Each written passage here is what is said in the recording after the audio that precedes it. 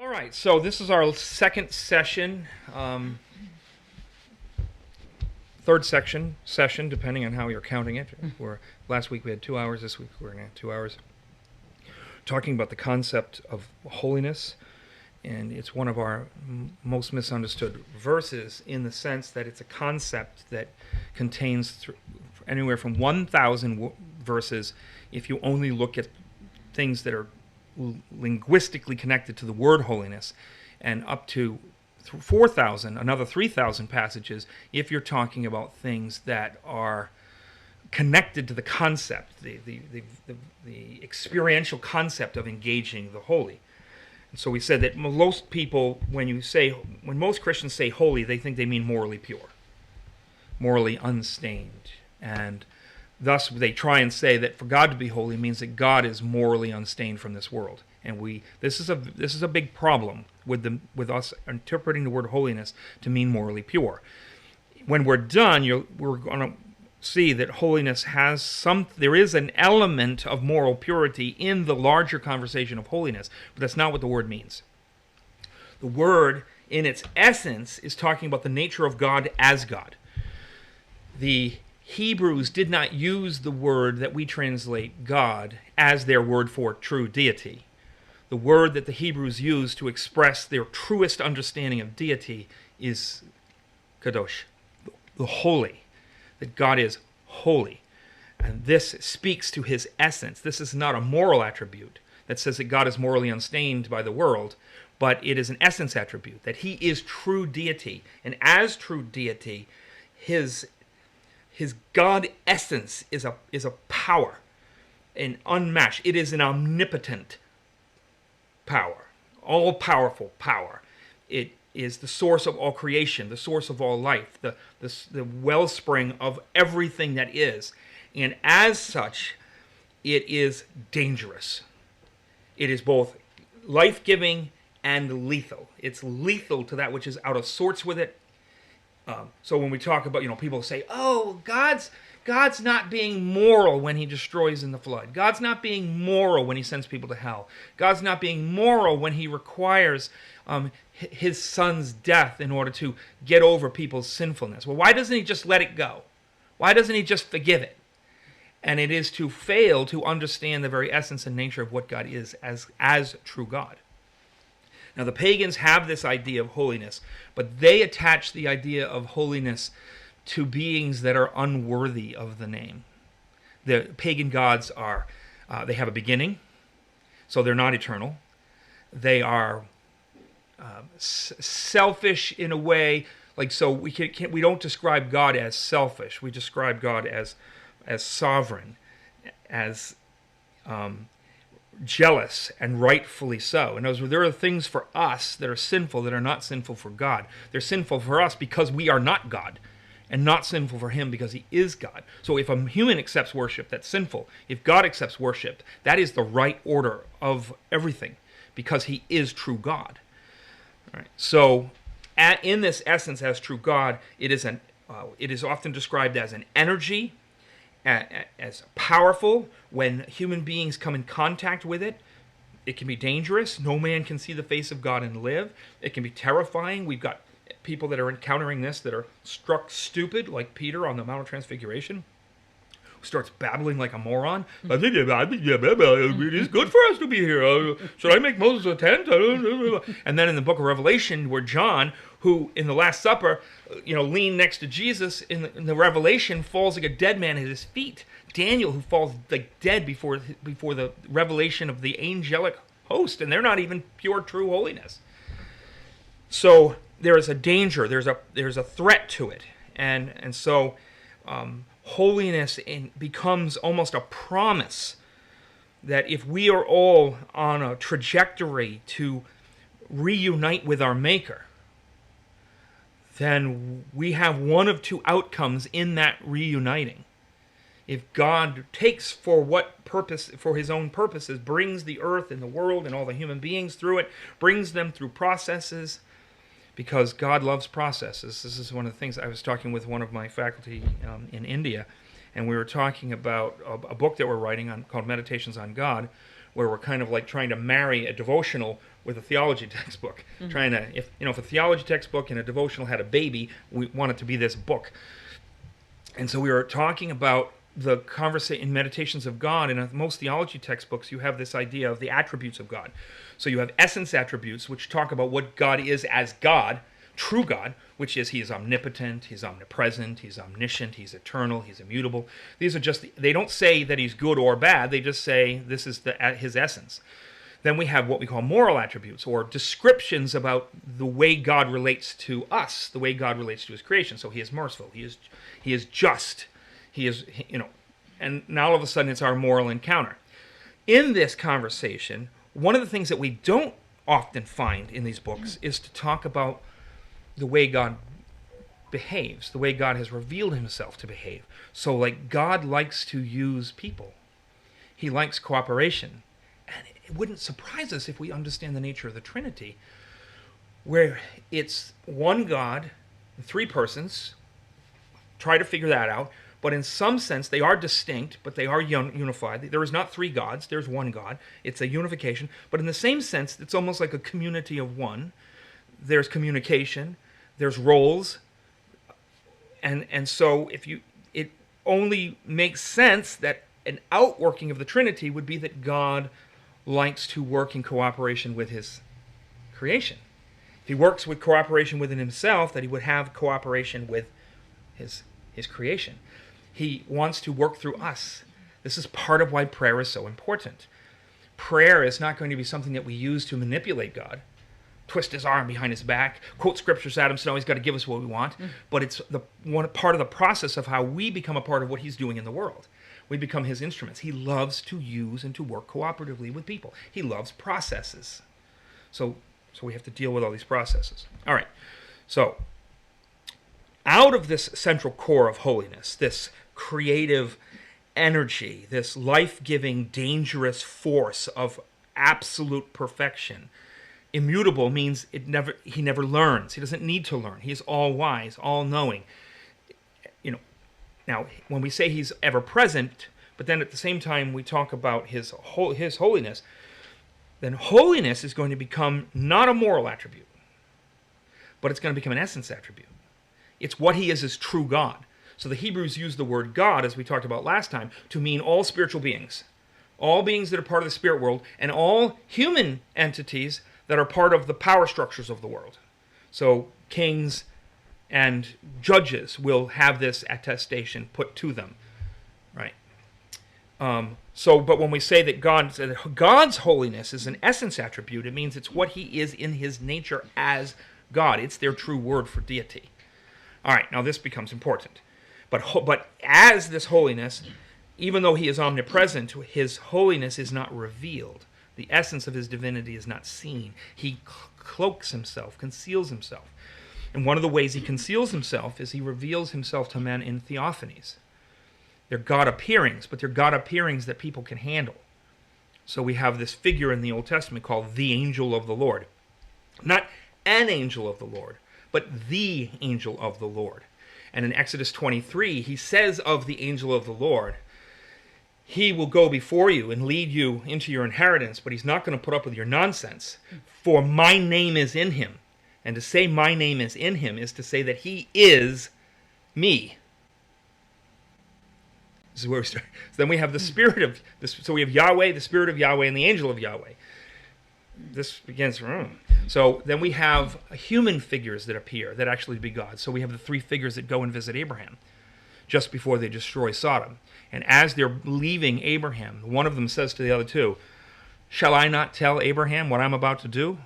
And he reveals to him what's going to go down in Sodom and Gomorrah. And Abraham begins to plead for the lives of these people. Would you save it for 50 righteous men? Yeah, there were 50 righteous people in the city. I'll spare the whole city. Then he starts wheedling God down. I mean, I've been in markets in Israel among the Palestinians. Yeah, this is how it goes. We were going to wheedle it down. I had a conversation with one guy one time where I said, well, how much for this? 30 shekels. Oh, no, way too much. Oh, okay. All right, $10. And I go, that's 30 shekels. Oh, is it? Oh, I'm so sorry. Okay, how about $15, and then he just keeps coming back to a different variation of 30 shekels.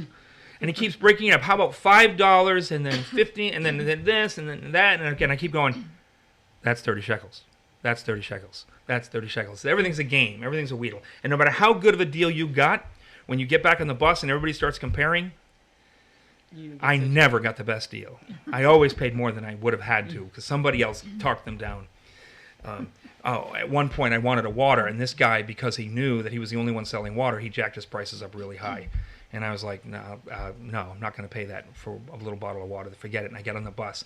Well, somebody drops one of the bottles and it rips the side. So he picks it up with the side ripped and keeps the water inside, runs up in the bus, and sells me that bottle of water for the price that I was offering him. And I had to drink it out of the side of the bottle. I mean, it's just like everything's this wrestling. So here's Abraham for 45. What if it likes 10? What if it likes 15? What about 10? He gets him down to 10. And Abraham's like, surely there are 10. And there are not. There are not even 10.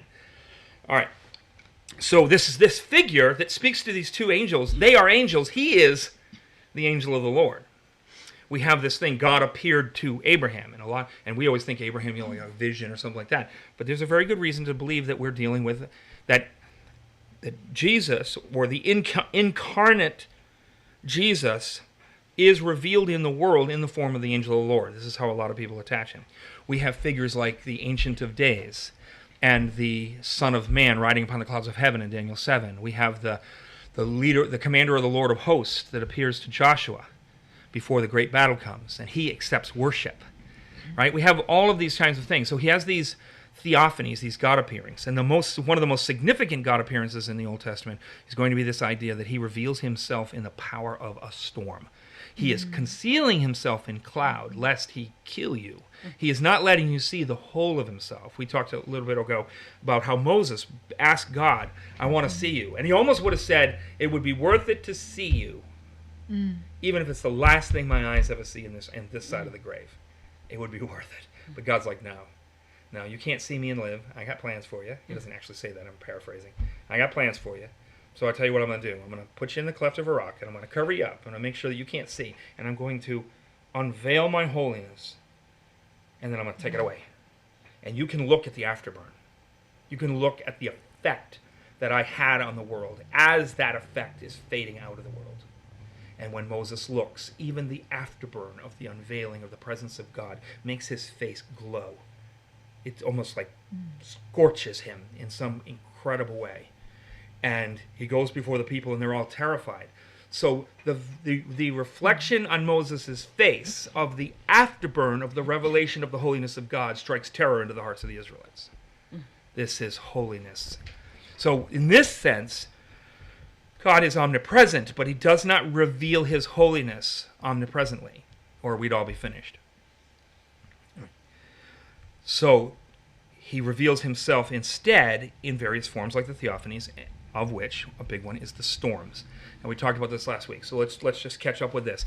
In encounters with the holy, one finds a terrifying fear of the awesome power and wrath of that which, being clouded in incomparable mystery, displays itself in unapproachable majesty and draws the overwhelmed witness in exultant fascination in spite of, or perhaps because of, the vitality or the energy of the divine, manifested as consuming fire and whirlwind.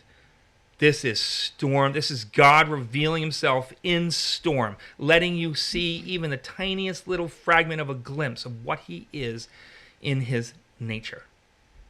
All right.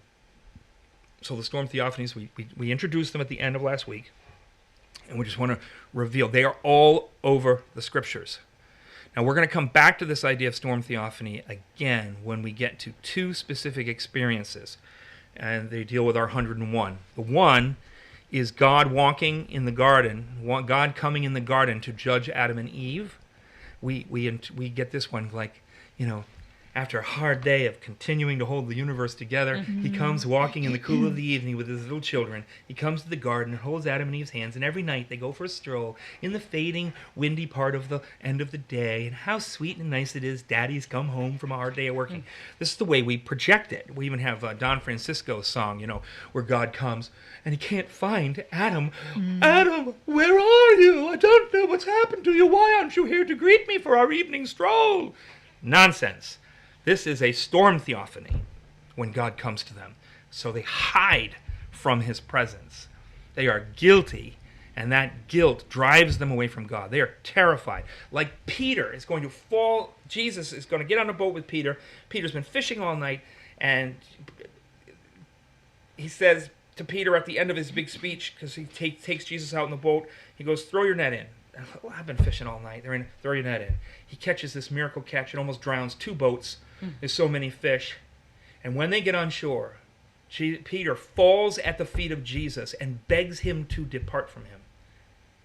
He is so overwhelmed with his sense of unworthiness. He is terrified to even be in Jesus' presence because he sees himself for what he is. This is what the law often is, and this is definitely what the revelation of the holiness of God is. When you see the holiness of God, when you encounter God as God is, you see yourself for what you are. And that can be a terrifying specter to realize, maybe you think you're pretty good. Maybe you think, compared to other people, in this world, I'm morally speaking, I'm pretty awesome. But am I? Not compared to God. And not compared to even some people. I'm reading a book right now called Live Not by Lies. And I'm reading about the people that sustained the church under communist domination. The lives that were lost, the tortures that were endured, the prison sentences, the people who came through and risked everything for the gospel. And you know what? As a Pentecostal, I would tend to look at, they're just Catholic. Or, they're just Anglican. Or they're just Orthodox. That's not the real Jesus. That's not the real Christianity. And yet these people are putting their heads on a chopping block for Jesus, risking everything for Jesus, teaching their kids to risk everything for Jesus. And honestly, I read that book, and I'm ashamed of myself at the comfort that I often seem to be so addicted to, the good life that I'm trying to cultivate, and the very idea of willingly choosing to have nothing, to endure endless poverty, endless derision, prison, torture, death for Jesus. And these people that my Pentecostalism would teach me to disdain in the nature of their Christianity put me to shame in the faith that they exert. So until you see something purer than yourself, you probably feel pretty good.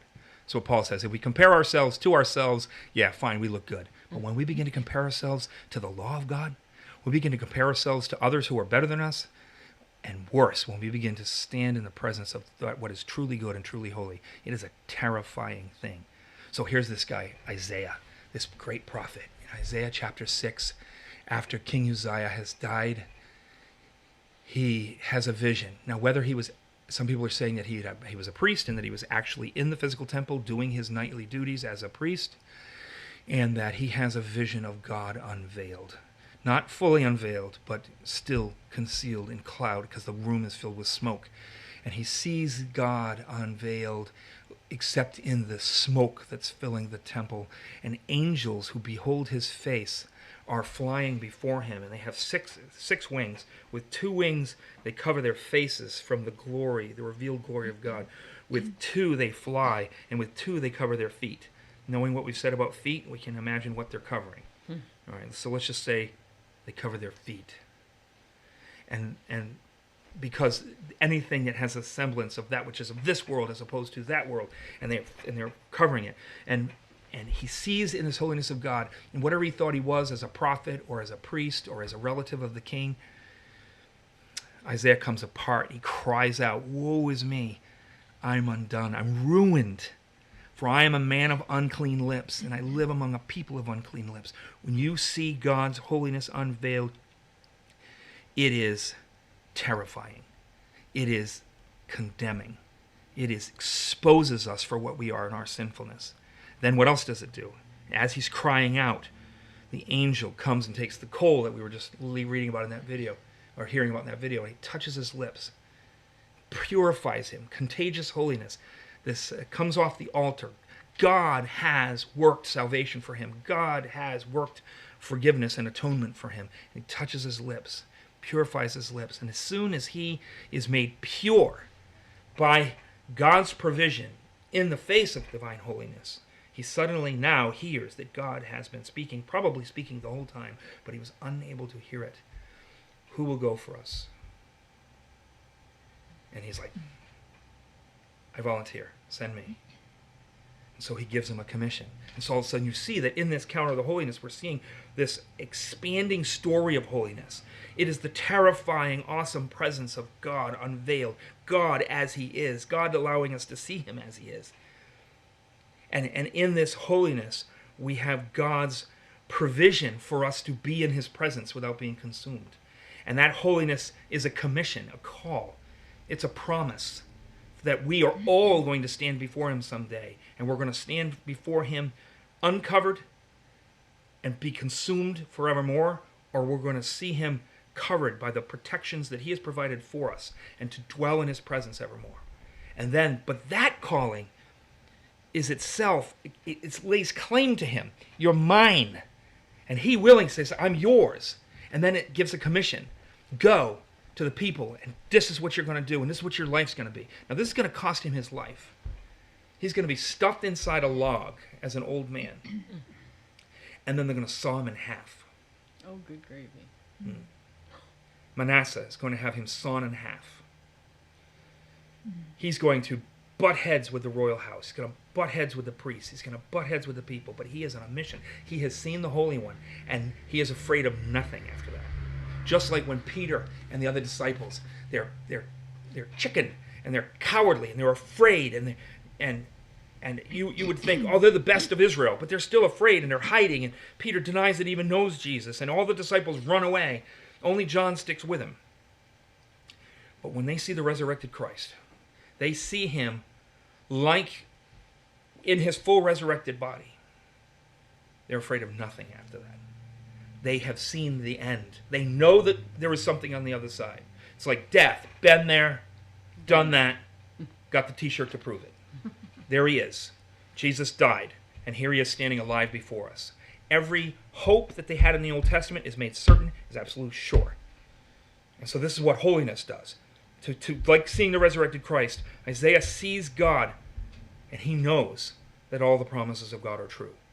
All of them are going to be fulfilled, that atonement will be made, and that to stand in his presence as a sinner is the worst thing that can ever happen to you in this world.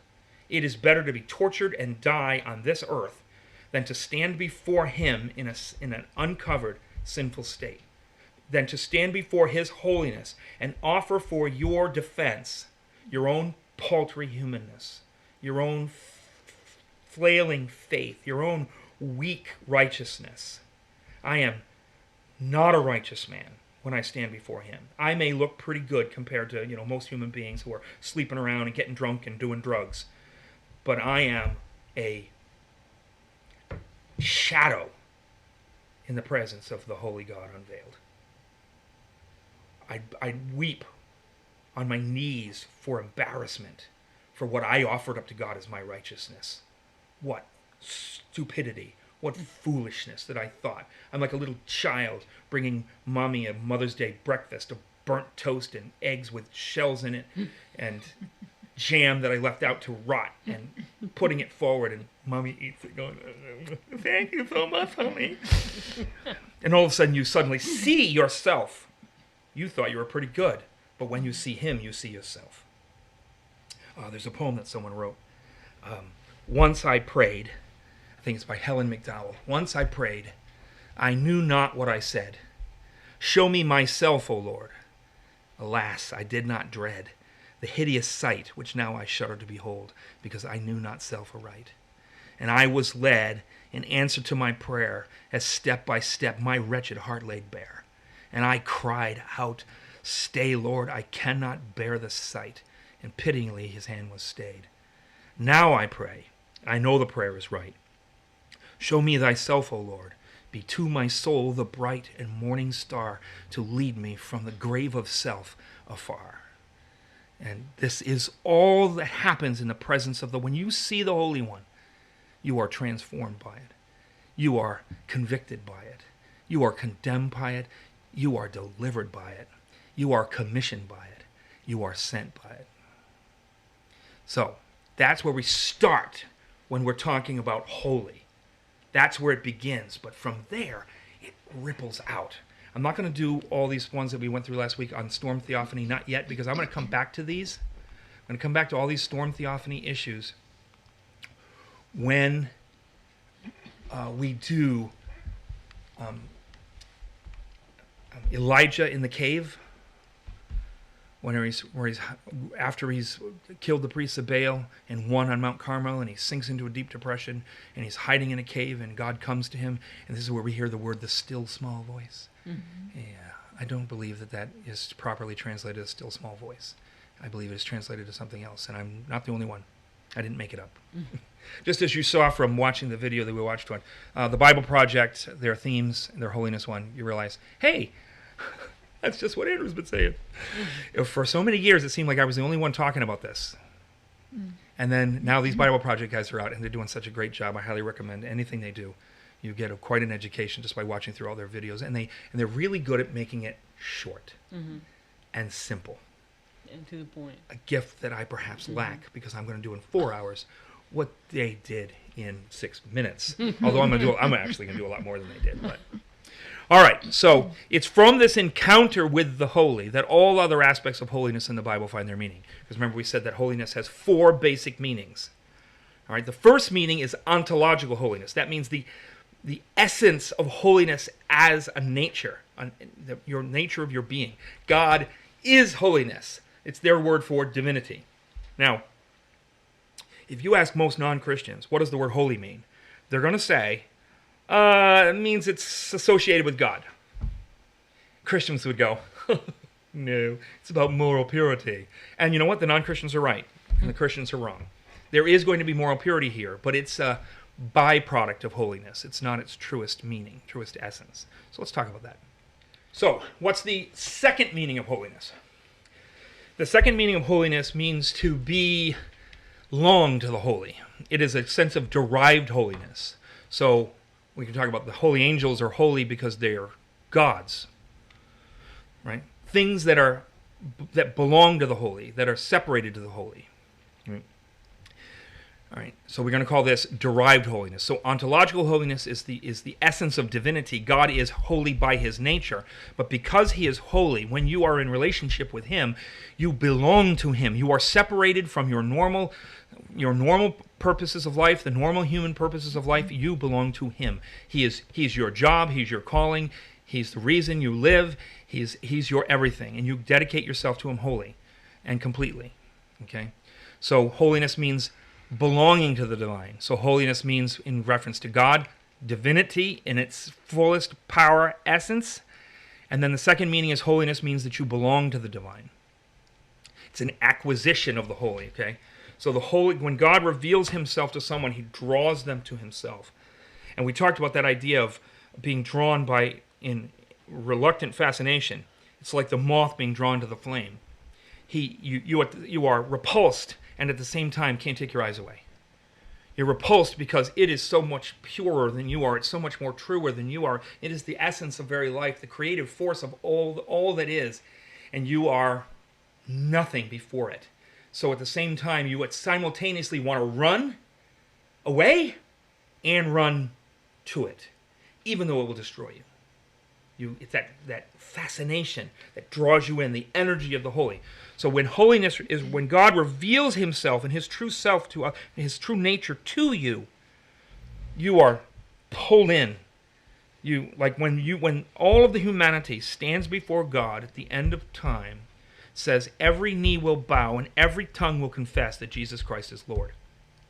But the places that those who hate God will go, instead of be eternal darkness, but at the same time eternal fire, and at the same time they are weeping and gnashing of teeth. That idea of gnashing of teeth is hatred.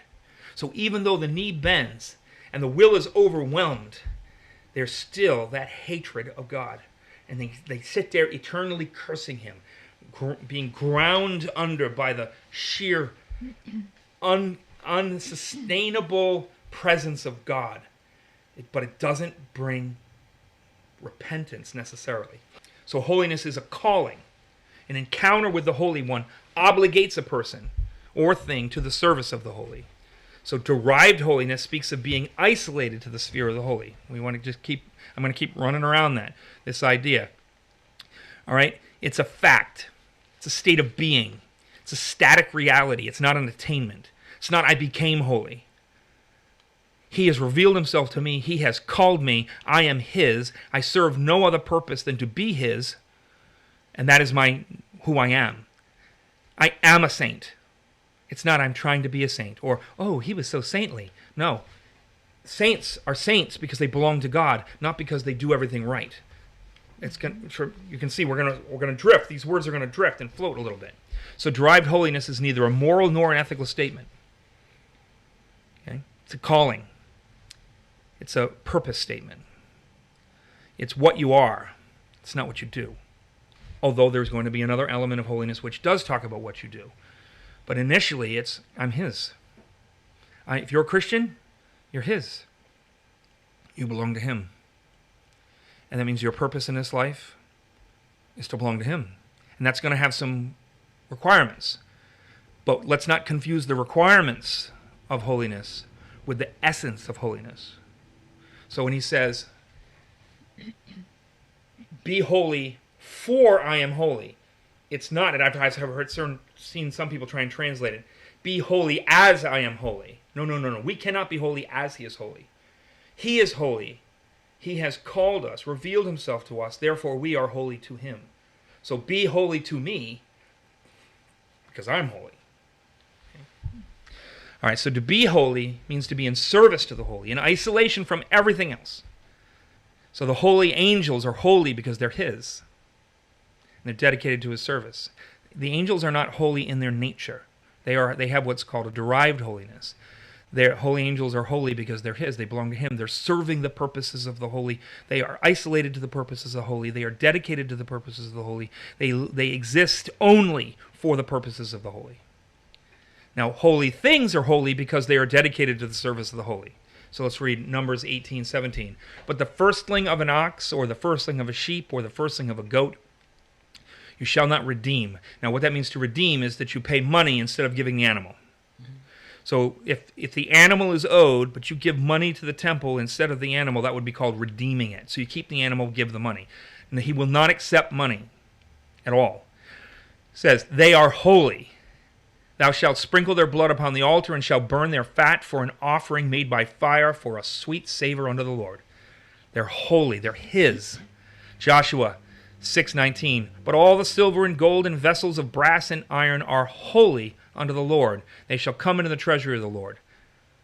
So that means that if I've got this bowl that's been dedicated to the service in the temple, the priest does not take the bowl, offer incense before the Lord, and then take the bowl home and eat his Lucky Charms. Or Captain Crunch berries, as the case may be. They rip the roof of your mouth. Yeah. But I love them. All right, but you don't do it. That bowl belongs to the holy. I cannot do anything profane with it. I can't do anything normal with it. I can't take it and use it in an earthly sense for my own purposes. All right, holy space is holy because God has revealed himself there. So in Genesis 28:16-17, this is where Jacob is on his journey heading toward his uncle, and he falls asleep with his head on a rock, and he has a vision and of a ladder going to heaven, and angelic hosts going up and down. And Jacob awaked out of his sleep and said, surely the Lord is in this place. When it says surely the Lord, all capitals, that means Yahweh. Surely Yahweh is in this place, and I knew it not. And he was afraid and said, how dreadful is this place? This is none other but the house of God, and this is the gate of heaven. Acts 3:5. And he said, draw not nigh hither. Don't come any closer. Put your shoes off your feet, for the place where you stand is holy ground. That's a funny thing in America, by the way. When you go to church in America, you're supposed to dress your best, wear your best shoes. That's showing respect for the house of God. But in most other places I've been, other than Western culture, you take your feet off, you take your shoes off, and you go barefoot. That's how you show respect. So when I'm in India, I'm preaching barefoot, I'm walking around church barefoot, everybody has their shoes outside. It's considered indecent. Why is that? Why would we do that? because your feet have been trotting on profane ground. It's been trotting on normal. You've got animal dung, you've got dirt, you've got all these things. And so you are supposed to take your shoes off, wash your feet, and come clean and fresh. You take what is of the past and is of that realm, that's not God's realm, and you wash it off you. You wash it off. So when Jesus says, if they don't accept you in a place that you go to preach the gospel, take your sandals off and kick the dust off them and say, I don't even want the dirt of this place to cling to me as I go on to a new work. It's this kind of idea. You're washing off, ritually washing off your contact with. If you bump into a Gentile, you're supposed to literally wash off your contact with them, to disassociate through cleansing with it. All right. So why is the burning bush holy ground? Because God revealed himself there. He allowed his holiness to be seen there. God is everywhere. So why isn't everything holy ground? There is an element in which they're dealing with where God is actually revealing his holy nature in a place, and that is the power, the revelation of his presence in a place. So holy time is holy because it's dedicated to the service of the holy. So Exodus 12:16, and in the first day there shall be to you a holy convocation, and in the seventh day a holy convocation. No manner of work shall be done in them. So I separate this day for the purposes of the holy, for rest, for family, for doing the business of family, for building the family in God, reading Scripture together, giving all the people that work for me time off, giving the animals that work for me time off, to allow them to heal, to show respect. There's all kinds of stuff. We'll hit on a Sabbath thing at one point. We'll talk about all the different themes that are meant to be in the Sabbath and why we keep the Sabbath. If you read the book that we have done, it's not in publication yet, but some of you have had a chance to read it. So You've Accepted Christ. And we talk about the idea of a Sabbath and what it means in that book. Exodus 31:14, you shall keep the Sabbath, therefore, for it is holy unto you. Everyone that profanes it shall surely be put to death. Now, the Sabbath is going to be real serious because it's the sign of the Mosaic covenant.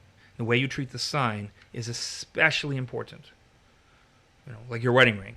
You treat your wedding ring nicely. Now, I don't wear mine because I used to do construction, and I didn't want to damage the ring or get my finger ripped off. Now I'm too fat to put it back on. So, well, there you go. All right, holy people are holy because they're dedicated to the service of the holy. So Exodus 19:6, and you shall be unto me a kingdom of priests and a holy nation. Now, to call Israel a holy nation does not mean that Israel is better than everybody else, purer than everybody else, the only people that are doing it right, or that God ignores their sin. Matter of fact, it actually means that God pays greater attention to their sin because they are a nation dedicated to the purposes of the Lord. And they can throw off that. They can reject it. They can act out of sort with it. And for that, there's a great price to pay. But they belong to him. This nation is his. And they are obligated to recognize that they are called to his purposes. So Leviticus 16:32, and the priest who is anointed and consecrated as priest in his father's place shall make atonement, wearing the holy linen garments. Okay, so he is sanctifying himself, consecrating himself. That word consecrated is one of the words. Anytime you have the SCR, the sacred, right?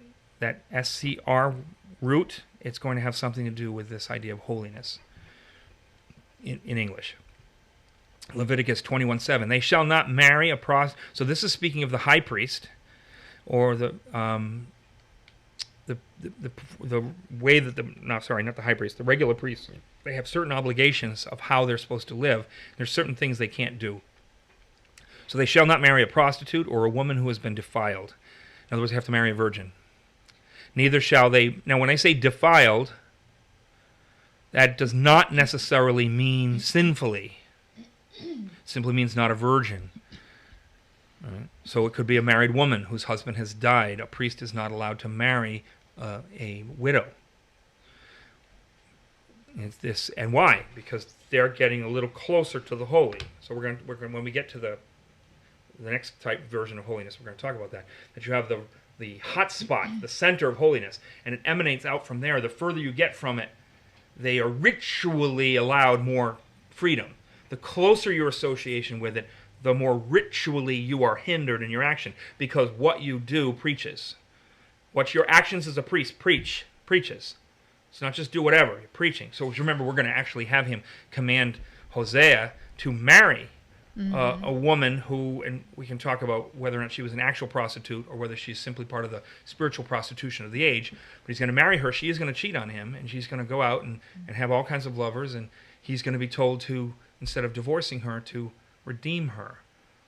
That's the exact opposite of what's being commanded for the priests, who, because of their close association to the hotspot of revealed holiness, they have extra rules on them because they preach.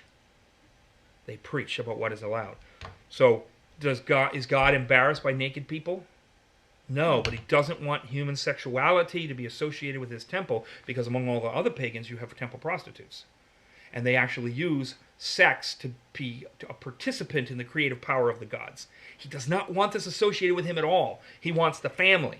He wants two virgins to marry, to build a family together. Right? And so he wants no part of any even hint of temple prostitution to be a part of what he's doing. All right, so we're going to have to look at all the rules. All right. So they shall not marry a prostitute or a woman who has been defiled, neither shall they marry a woman divorced from her husband, for the priest is holy to his God. His life is preaching. Right, now remember, when Jesus comes along and it says if you touch the dead, you are defiled. You're made unclean, ritually unfit to engage the holy. But when Jesus touches the dead man, he is no longer dead. He imparts the energy of divinity, of holiness, to bring life to the man. 1 Corinthians 3:16-17. Know you not that you are a temple of God, and that the Spirit of God dwelleth in you? If any man destroys the temple of God, him shall God destroy. For the temple of God is holy, which temple you are. You are that temple. All right, so the temple is the place where the Spirit of God is revealed in power. Now, in the New Testament, we're going to start moving toward this idea of holiness is more reality, less symbol. They begin to drift from the concept of the symbols and begin to look at the real essence of it. And that is literally, if God reveals his presence in the temple and it makes that place holy, then his indwelling Spirit in you makes you holy. You are filled with the Spirit of God. You need to maintain it. That's your calling. You're his. You're meant to be his. This is actually the idea of man as the image of God. Have we talked about that yet? When everyone talks about when God made man in his own image, and they act like it just means that we have certain things that are like God. Oh, he looks like us. He's got 2 eyes, a nose, a mouth, 2 hands. Or, is it that we're smart like God? Or is it that we're creative like God? Or that we share certain God characteristics? And I think, and I'm saying that these things are not untrue exactly, but I think it's missing the point of Genesis, where Genesis is often about functionality. The creation of the world is about the making of a functional world. We're material ontologists. When we talk about creation, we want to know where all the stuff came from. Well, where did the stuff come from? Who made the stuff? How long did it take him to make the stuff? That's the questions we're asking. Ancients weren't asking that questions. When they talked about creation, they saw it as God making a functional world. So the story of creation begins with stuff, right? The earth is there. It's all water. It's darkness. The Spirit of God, the wind of God, buffeting against the waters. And the creation story begins there. Now, a lot of people want to take Genesis 1:1 and say, well, that's the first act of creation. In the beginning, God made the heavens and the earth. Plop. Then he starts to, but that's not grammatically in Hebrew what it is. Literally in Hebrew, it's the story starts with the stuff's there, and God begins to shape the stuff into ordered world. Because creation for them is not about the origin of the stuff. It is about the nature of the order that God made the world to be in. How did God make the world to function so that we can function best within it? The question for the ancients was, who made all this? What did he make it to be? How did he make it to function? And how can we function best within it? That's the ancient question of creation, not us. We're material ontologists. We want to know 6 literal days. We want to know eons of time. We want to know billions, Big Bang. This is the stuff we want to talk about.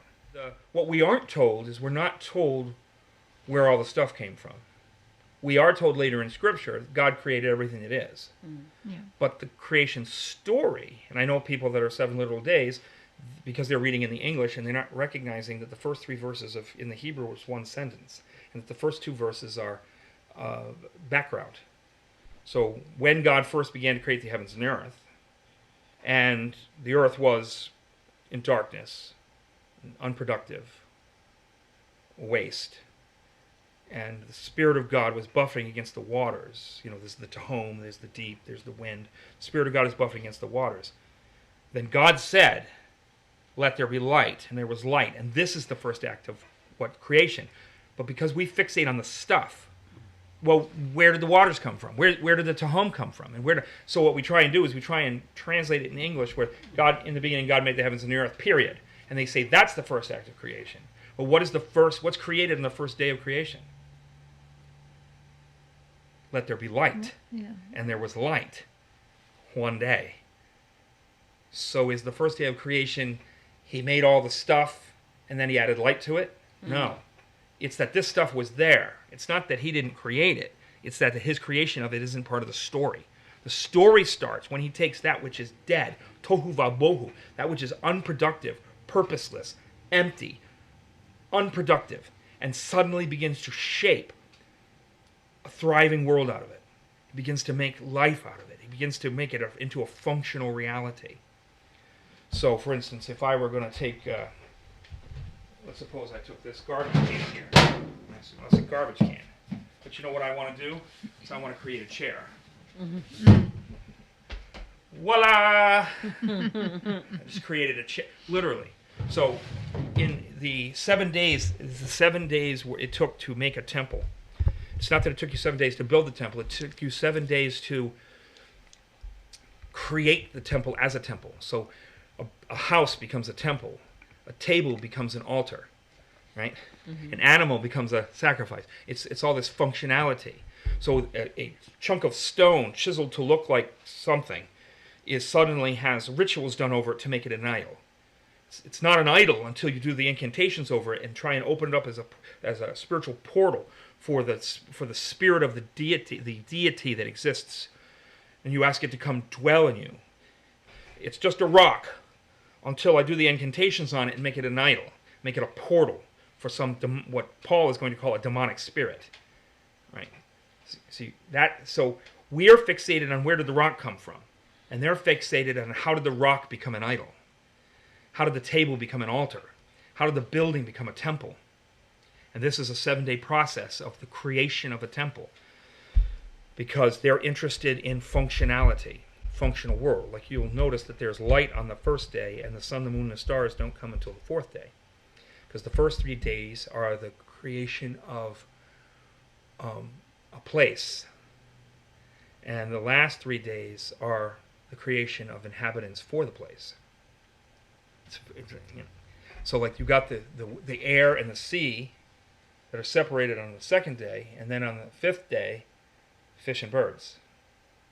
Then on the 6th day, the earth gives birth to the life, to the living creatures, and so he creates separates the waters, and he makes the earth, and he causes the trees. So he's literally creating a place in the first 3 days, and inhabitants in the second 3 days. He's making a functioning world, and when he makes human beings, he makes us to function as his idol, which means that just like that stone has the demonic incantations done over it to make it a portal for a demonic spirit, we were made as a living, breathing thing to be God's idol. That's the word that's used for us. We are made in the image of God. We are made to be God's idol. But it's not a stone. To create a stone and say, I'm going to bring the spirit of the God through the rock, is to separate it from yourself. With God, you are filled with the Spirit of God. And as filled with the Spirit of God, you are a walking temple of God. And you, as a walking temple of God, are holy to the Holy One that indwells you. And that means that you have one purpose in this world, and that's to serve his function. Hence, he makes man his regent. Because the connection of making him his image and making him his regent comes in one breath in the book of Genesis. And said, be fruitful, multiply, fill the earth, take my command, my rule, my power, my purpose, and take what I've done in Eden and make the whole world Eden.